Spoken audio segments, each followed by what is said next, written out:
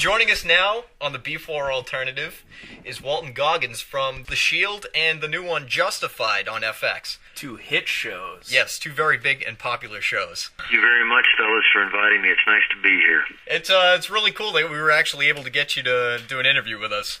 Well, you guys just said it. Hit new shows. Hit new show. Man, that's so good. I'm so lucky, and I'm so grateful. I have a blessed life. I work very hard, but boy, I have a nice life.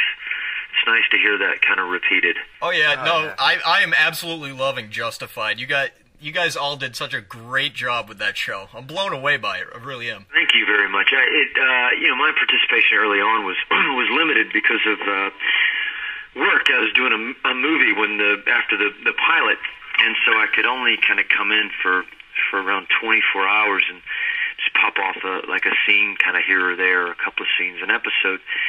But Tuesday night, tomorrow night actually, Boyd is back in earnest, and I think that you guys will like what transpires between these two men, Raylan Givens and Boyd Crowder. Oh, good. All right. I was wondering about that because you only had like a small part at the beginning, and I was wondering if you were going to come back in full force.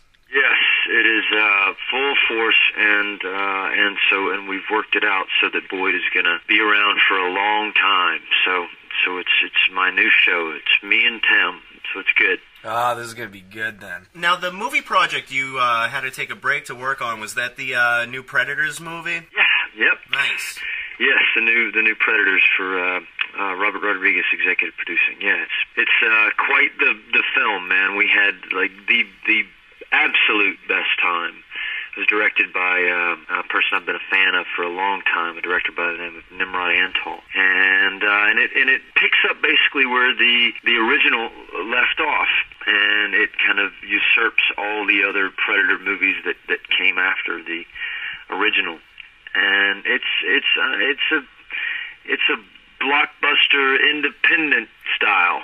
I'm really excited about it. I think it's going to scare people and make them laugh simultaneously. Now, you play a serial killer in Predators, right? I do, yes. Yeah, how about that? Now, is that your most vicious role so far, or do you think playing Shane or Boyd Crowder was more vicious? Well, hopefully there's a healthy dose of sugar with that medicine, with both of them.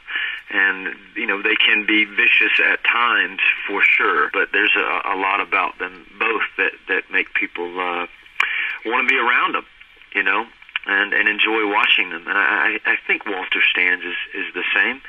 He's certainly a person on paper that you wouldn't want to hang out with.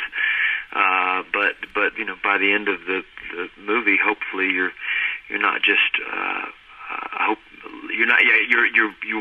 you're rooting for him, rather. Excuse me. I don't know where my thoughts just went. You're rooting for this guy to win. Now, when does this come out in theaters? July the 9th. Oh, that's my birthday. All right, nice. Oh, wow, nice. Perfect. Well, there you go. We did it for you. Absolutely. Nice. Premiere in every city. You're going to go on the worldwide tour with us. Nice. Now, before this, you starred in Damage with Stone Cold Steve Austin. Did you guys share a beer, or did he give you a stunner? Yeah, he gave me a stunner. He actually put me to sleep. First time out. I said, please, man, I'm eating and I couldn't even finish the sentence. I was eating dinner on my plate. We did indeed share a beer. He's a really big guy, man. Hands are bigger than my face. And a really nice guy who's trying to get into acting and crack that nut, and was very deferential to me, and just a pleasure to be around. Nice. What kind of beer did you guys drink? Well, I don't remember. Sounds like last Saturday. A good one. Now, did he ever say to you, because Stone Cold said so? Because he did not say that to me. Is that an axiom that he has? Oh yeah, that's the bottom line. Because Stone Cold said so. Because Stone Cold says so. No, I don't. He didn't say that to me because he was in my domain. In the rink, we were in an act. We were doing a scene. So I think no, he stayed away from that. Although I did get an opportunity to talk to him a lot about wrestling and I was so fascinated with that world and his participation in it. You know, I come from Atlanta, Georgia, which is the home of World Wrestling Federation, with Gordon Soley back in the day on Channel 17 TBS, and we had a long conversation about it. It's fascinating what these athletes go through and what they put themselves through. Oh yeah, it's a wicked hard life. There's no off season for them either. They're just going 24/7. Exactly. They're on planes and in cars and in hotel rooms and on stages, and it's this grand theatrical performance. You know, they're natural actors. I mean, it's what they do combined with this acute kind of crazy athleticism and what they're called upon to do in these kind of crazy acrobatic configurations.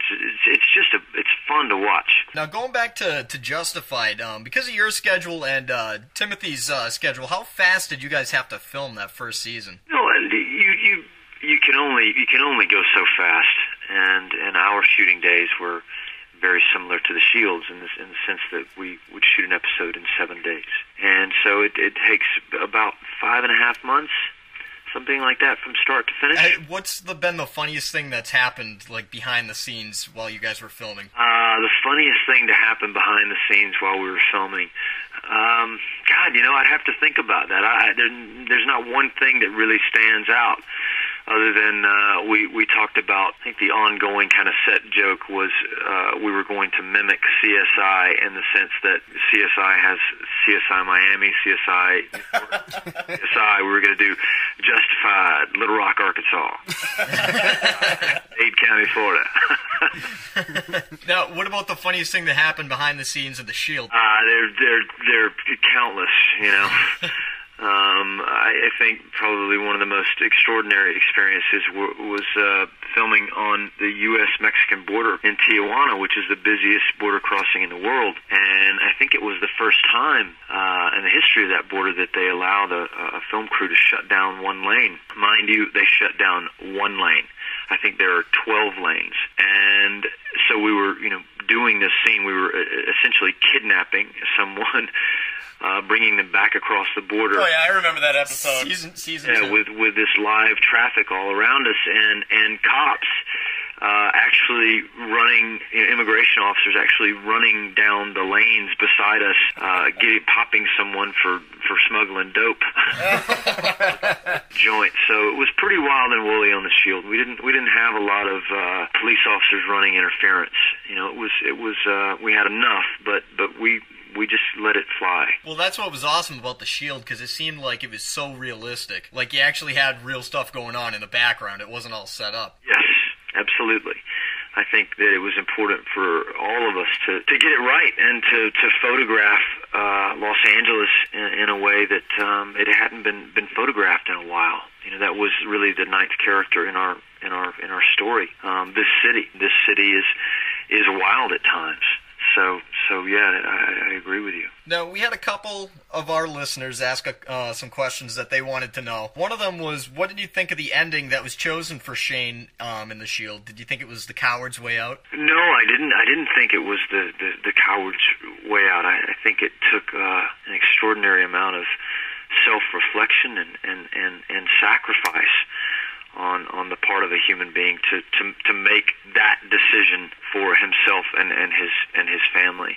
It was very hard to do as an actor. It was very hard to do, and thinking that the audience would never forgive him for making that decision. But you know, that has since been proven otherwise to me, and people have identified greatly with the way that his story ended on the Shield, and it was made even more clear for me when I watched it with a group of 400 people for the first time, and everyone got very quiet in the theater, and then right after I heard people crying, and so that was a big moment. I was just happy that they forgave him. This is Candyman here. I just wanted to ask, is there anyone in the acting industry or anything at all, like anyone that you particularly want to work with that you haven't gotten the opportunity yet?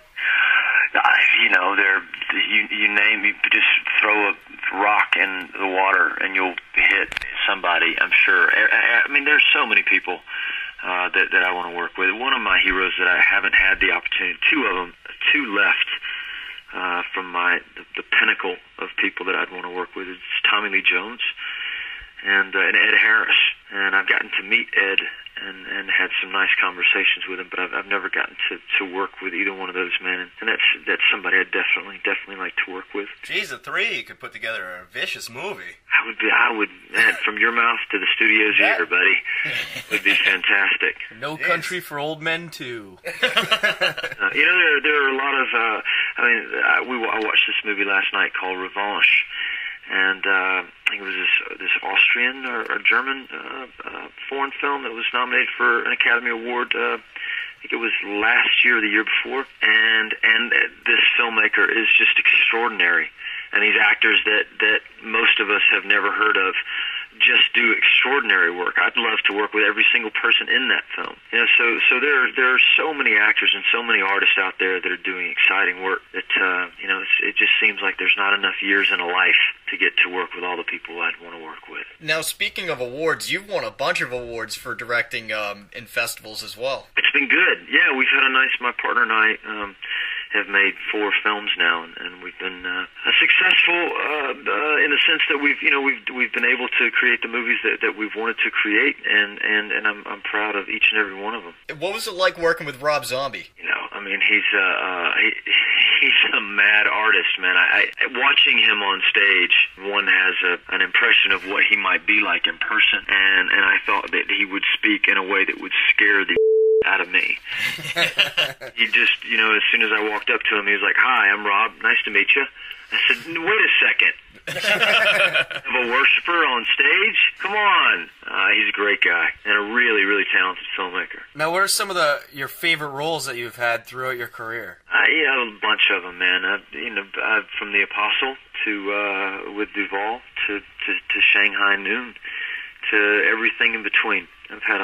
It's been a nice run, a really, really nice run. Not overnight by any stretch of the imagination. I've been doing this a long time. Good, but anyway, gentlemen, it was really nice to chat with you. I appreciate the opportunity. All right, we got one final question for you. Actually, it's how we end all the interviews. If you were stranded on an island with just a monkey, a barrel, and a hammer, what would you do? I would put myself in the barrel with the hammer and ask the monkey to push me in the ocean, and I would knock myself out.